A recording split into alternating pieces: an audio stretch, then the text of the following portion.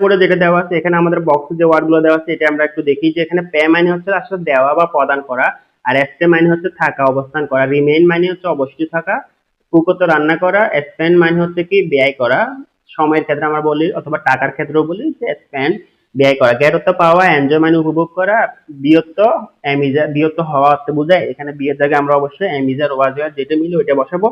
Spend মানে হচ্ছে কি এখানে স্পেন্ড দুইবার দেওয়া আছে, স্পেন্ড মানে হচ্ছে এখানে খরচ করা বা ব্যয় করা, রিড অর্থ পড়া, ঠিক আছে।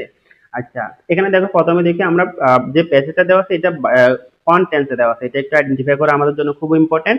তো দেখি আই হ্যাভ এ ফ্রেন্ড, আমার একটা বন্ধু আছে বা বান্ধবী আছে, নেম আলিশা, আলিশা তার মানে হচ্ছে মেয়ে, তার মানে আমার একটা আলিশা নামে কি আছে বান্ধবী আছে।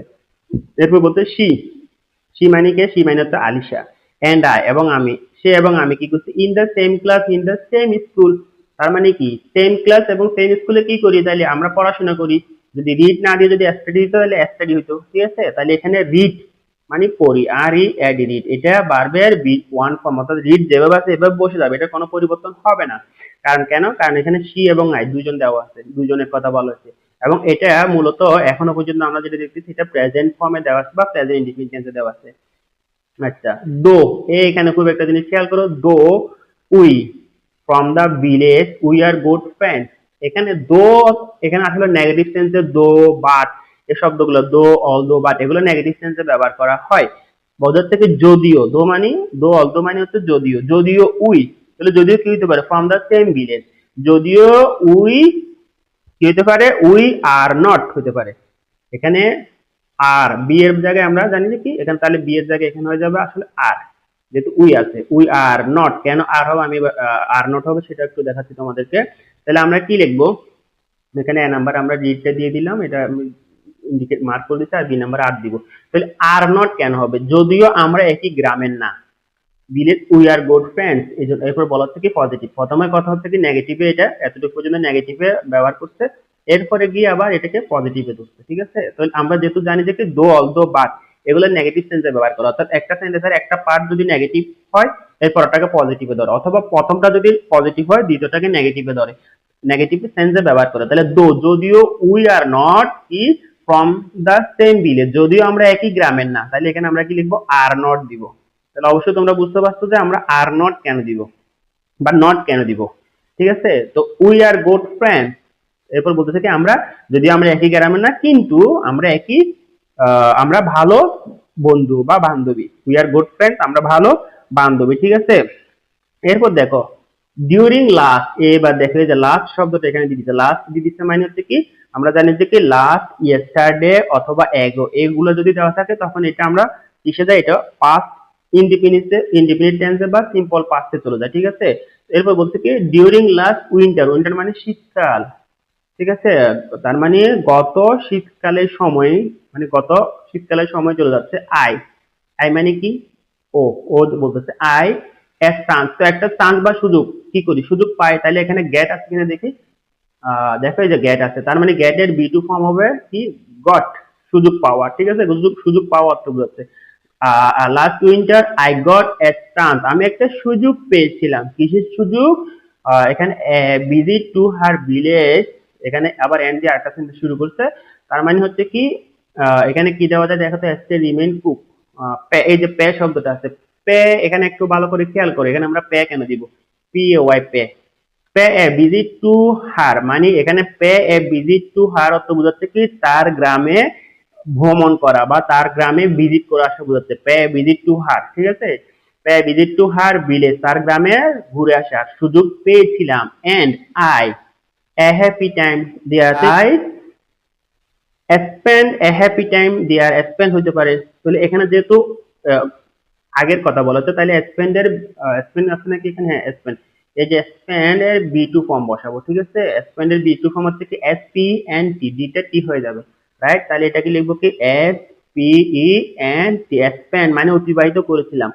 এন্ড এখানে তাহলে অর্থ কি হচ্ছে I spend a happy time there, অনেক মজার বা অনেক সুখের একটা সময় ওখানে কাটিয়েছিলাম, হোয়াইল যখন, হোয়াইল যখন কি হচ্ছে, যখন আই ইন হার ভিলেজ, যখন আমি তার গ্রামে ছিলাম, এখানে যখন যেহেতু দেওয়া আছে এটা হয়তো প্রেজেন্ট কন্টিনিউয়াস হবে, না হয় পাস্ট কন্টিনিউয়াস হবে।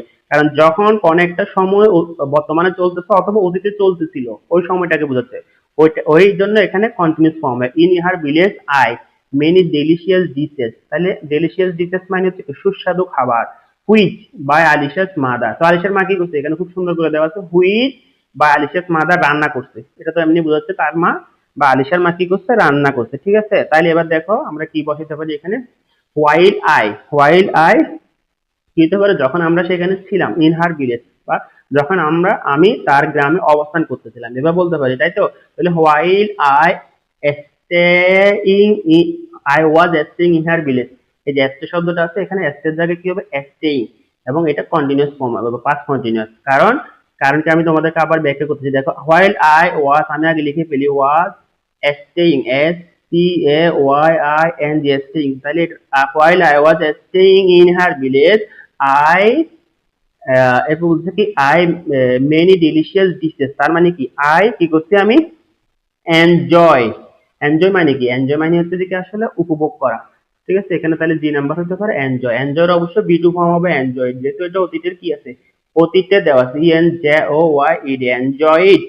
ঠিক আছে, enjoyed many delicious dishes which, যেগুলা কি হয়েছে, বাই আলিশাস মাদার, এই যে আলিশার মা রান্না করছে, তাহলে হুইচ কি হবে, হুইচ ওয়ার কুক, কেন ওয়ার কুক হবে, ওয়ার কুক রান্না করছে, কুকের বি টু ফর্ম হবে কুকড, আলিসাস মাদার। এবার তোমাদেরকে আমি ব্যাখ্যা করেছি, দেখো এখানে বলতো হোয়াইল আই ওয়াজ স্টেইং দেয়ার, যখন আমি সেখানে অবস্থান করতেছিলাম, যখন দুইটা কাজ পাশাপাশি চলে আসে, করতেছিলাম, তখন ঘটনা কি করতে, দেখো তার গ্রামে যখন অবস্থান করতেছিলাম, আই এনজয় ইট, আমি উপভোগ করেছিলাম, যখন অবস্থান করতেছিলাম তখন আমি উপভোগ করেছিলাম মেনি ডিলিশিয়াস ডিশেস, অনেক মজাদার সুস্বাদু খাবার। এরপর দেখে এখানে হুইচ এর পরে যেটা দেওয়া আছে এটা কিন্তু পেসিভ ফর্মে দেওয়া আছে, পেসিভ সেন্টেন্সে দেওয়া আছে। ঠিক আছে, কিভাবে, হুইচ ওয়ার কুক, যেগুলো রান্না করছে, কি যেগুলো কি ডিলিশিয়াস ফুডের বা সুস্বাদু খাবারগুলো রান্না করছে কে, বা আলিশাস মাদার, আলিশার মাই রান্না করছে, যে বাই দেওয়া আছে তার মানে এটা পেসিভ ফর্মে দেওয়া আছে, তাই তো। তার মানে ওয়ার কুকড হবে এখানে। ঠিক আছে, ওয়ার কেন হবে, এই যে ডেলিশিয়াস ফুডস হচ্ছে কি এখানে তোমার সাবজেক্ট, এই জন্য ওয়ার হবে, ওয়ার কুকড। ঠিক আছে, বা আলিশাস মাদার, কার দ্বারা, আলিশার মার দ্বারা রান্না করা হচ্ছে, বা আলিশার মা রান্না করছে। এরপর বলছে কি অ্যাকচুয়ালি, বাস্তবে বা প্রকৃতপক্ষে, আই ওয়ান্টেড, এটা দেখছো বি টু ফর্মে দিচ্ছে, আই ওয়ান্টেড আমি চেয়েছিলাম, চাওয়ার তো ওয়ান্ট। ঠিক আছে, I wanted some more days there, তার মানে আরো কিছুদিন আমি থাকতে চেয়েছিলাম, এরকমই তো বোঝাচ্ছে, তাই না। তাহলে আই ওয়ান্টেড দিয়ে দিচ্ছে, এরপর আমরা এই এসতে তো আমরা একবার বসাই দিচ্ছি, তাই না, এই যে এসতে চলে গেছে, তাহলে আমরা আই ওয়ান্টেড এক্সপেন্ড দিতে পারি, এক্সপেন্ড দুইবার দেওয়া আছে। ঠিক আছে, এই যে তাহলে আমরা এখানে এক্সপেন্ড দিতে পারি, যে আমি থাকতে চেয়েছিলাম, তাহলে আই ওয়ান্টেড স্পেন্ড, এভাবে হবে না, আই ওয়ান্টেড টু স্পেন্ড। ঠিক আছে, আমরা কি বসাবো এখানে, I wanted to spend, SPEND, spend, যেহেতু টু আছে, টু এর পর এখানে বারবার বি টু ওয়ান ফর্মটা সরাসরি বসে যাবে। আই ওয়ান্টেড টু স্পেন্ড, আমি থাকতে চেয়েছিলাম, সাম মোর ডেজ, আরো কিছুদিন বেশি, মোর ডেজ আরো কিছুদিন বেশি, দেয়ার মানে সেখানে, তার মানে আমি সেখানে আরো বেশি কিছুদিন থাকতে চেয়েছিলাম। ঠিক আছে, বাট কিন্তু, এই যে বাট এটা নেগেটিভ সেন্সে বলা হচ্ছে, এখানে এতটুকু পর্যন্ত পজিটিভ সেন্টেন্স দেওয়া আছে, এরপর নেগেটিভ সেন্সে কি বলতে দেখো, but I had some other plan, যেহেতু আমার আরো কিছু পরিকল্পনা ছিল, এখানে হ্যাড দেখছো ছিল অর্থে ব্যবহার করা হচ্ছে, I had to come back, আমাকে চলে আসতে হয়েছিল, এই যে হ্যাড দিচ্ছে এখানে, আমাকে চলে আসতে হয়েছিল।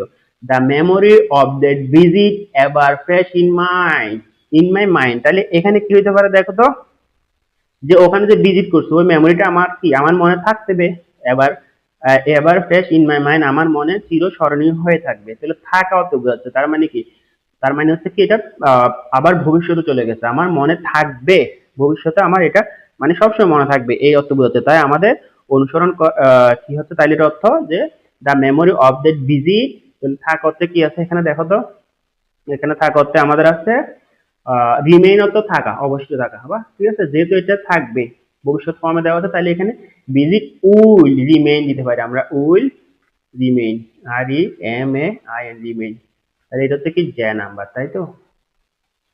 তাহলে আমরা কি লিখবো, the memory of that visit will remain ever fresh in my mind, এই মুহূর্তটা আমার কাছে চিরস্মরণীয় হয়ে থাকবে, ever fresh in my mind, আমার মনের মধ্যে চিরস্মরণীয় হয়ে থাকবে। তাহলে আশা করি তোমরা পুরা প্যাসেজটা সমাধান করার নিয়মগুলো দেখছো। এখানে আমরা যেহেতু এবিসি আগে এখানে বসিয়ে দিয়েছি, যেটা যেখানে বসছে, তো সেক্ষেত্রে আমরা কি করব, আমরা এখানে দেখবো আসলে রিমেইনিং কোন ওয়ার্ড গুলো আছে। তো এভাবে যদি আমরা এখানে প্রথমে যদি মার্কিং গুলো করে দিই, তাহলে আমাদের সুবিধা হয় যে কি এই ওয়ার্ড গুলো আমরা কি করছি, ব্যবহার করে ফেলছি। তাহলে পরবর্তী ওয়ার্ড গুলো আমাদের জন্য সিলেক্ট করা আমাদের জন্য কি হয়ে যায়, অনেক সহজ হয়ে যায়। ঠিক আছে? তো অবশ্যই আমরা পরীক্ষা এখানে প্রথমে আগে মার্কিং করে ফেলবো, পুরোটা মার্কিং করে কিন্তু তারপরে আমরা দেখবো যে কি এটা অর্থবহ হচ্ছে কিনা। এরপর যদি এটা পুরোটা যদি দেখি যে অর্থবহ হচ্ছে, তখন গিয়ে আমরা এখানে টেন্স অনুযায়ী ওয়ার্ড গুলো এক এক করে বসাবো। এভাবে যদি বসে আমাদের ভুল হওয়ার কোনো সম্ভাবনাই থাকবে না আশা করি।